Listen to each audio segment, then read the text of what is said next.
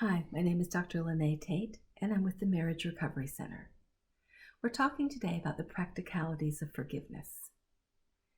If you've lived for more than just a moment, then I'm sure you've had occasion to be hurt by someone, perhaps even deeply. And the hurt comes in all kinds of forms, things that people have said and done, injustice, things that should have been done and weren't, a wide variety of ways in which our souls become damaged by other people's behavior. The question is, what do we do with that after the wounding occurs? How do we move forward from it? The short version of that is that forgiveness is a necessary component to moving forward. Without it, we become permanently tied to the person and the event of our wounding. We're glued together. Some people call it soul ties. This connection is made between our hearts and that person, between our hearts and that event. And that prevents forward movement, prevents healing. So for our own sakes, really, forgiveness becomes a necessary step that we have to take. So I want to talk for a minute about the how of that.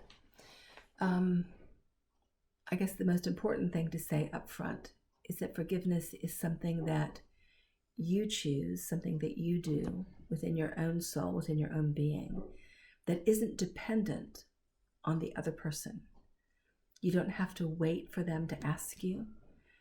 You don't have to wait for them to be sorry. This is something that you choose, something that you do that's under your control.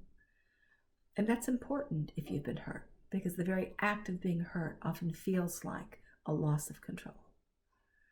So this is all up to you. That's the good news. The second thing to say about that is that forgiveness is not a feeling.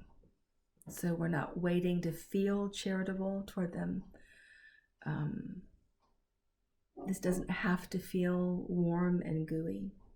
It doesn't have to feel at all, truthfully. Feelings often do accompany forgiveness, but they usually come later, after the choice has been made.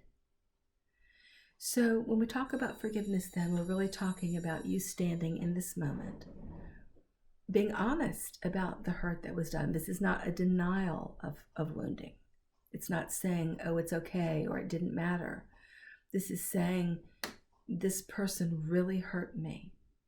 I recognize that they hurt me. And I choose in this moment to release them from that. I choose to cancel their debt and not to consider that in future encounters with them. Now, hopefully, after that occurs, after you walk that out a while, your feelings about the event and the person will also begin to change. But even if they don't, this is a choice position that we have to take. Now, it's likely that thoughts of the wounding, thoughts of the wrong that was done to you will recur again and again. And each time, you'll have to take that thought captive and sort of say again within your own soul, I've chosen to release this person. I'm choosing not to count this against them. One of the reasons that's really important is that in all truth, at the bottom line, people can never make up for what they've done. Once harmful words have been spoken, there's no way to grab them back through the air or make it as though your ears didn't hear it. Once a word is spoken, it has power. Once a behavior has been committed, there's no way to undo that. We want to pretend that we can make up for things we've done. There is no making up. There is no unwounding of people. There's only a moving forward past it. And so that's why it becomes really important that your forgiveness of another person doesn't have to rest on them. It doesn't have to rest on them having made it right, because they can't. This is simply a choice that you make to not be defined by what's been done to you, to not be defined by another person's behavior. And that's huge. That's huge for your soul. It's huge for what comes next in life for you. And so I want to encourage you to consider that. If there are memories that you're hanging on to, places in your heart that still feel hurt, wounded, betrayed, abandoned, mistreated, this is your choice to gain some freedom from them. This is an opportunity for some life to return back to you in those places. It all starts with a willingness on your part to let it go. And again, I want to say that letting it go is not about saying it was okay. It's not about diminishing the pain or covering it over, glossing it over, making it look prettier. It's none of that. It's an acknowledgement that a wrong truly has been done, but that I take it captive, refusing to let it define who I am and how I'm going to walk through life.